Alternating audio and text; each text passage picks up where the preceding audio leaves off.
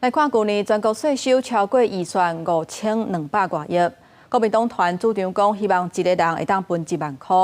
民众党团昨天举行公听会，就有学者建议讲，这几年政府行政行了较少，应该爱承行债务较要紧。去年全国税收超出预算数5283亿，国民党团主张每一人普发1万。民众党团初三举办公听会，针对敢是支持国民党普发现金的提案，不过创也做出回应。台湾民众党在公共政策的讨论上面，是一个理性、务实、科学的政党。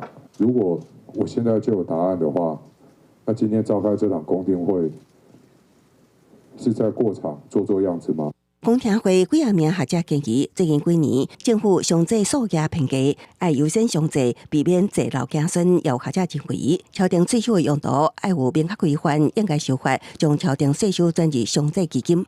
把所有超征税收转入偿债基金，以备债务偿还所用。它可以杜绝政府创造超征的诱因，因为一旦政府知道说税收超征只能够拿来还债的时候呢，那他也许就会把税收乖乖的编在预算里面。不能把这个超征钱拿拨补什么台电那些的，那本来就使用者互惠啊。第一优先就是把钱全部都去偿还债务啊，如果有多余的话，要还税于民，那还要再详细考虑说哦，你要不要设条件。不过，从也指出，2001年到去年连续4年，税收加起来超定1.8兆，显示中央政府有够能力时阵，税收成长甲经济成长不成比例。这期政府超受人民、劳动甲经济成果高息。尤其台湾是一个海岛型的经济，我们出口仰赖程度高达六成左右。在这种情况之下，我们国际的一点点打一个喷嚏，可能对台湾的影响都蛮大的。那我们现在就是希望能够缩短这些误差。林焕仪初5会选举北的委员会调会，在野党力促海税移民，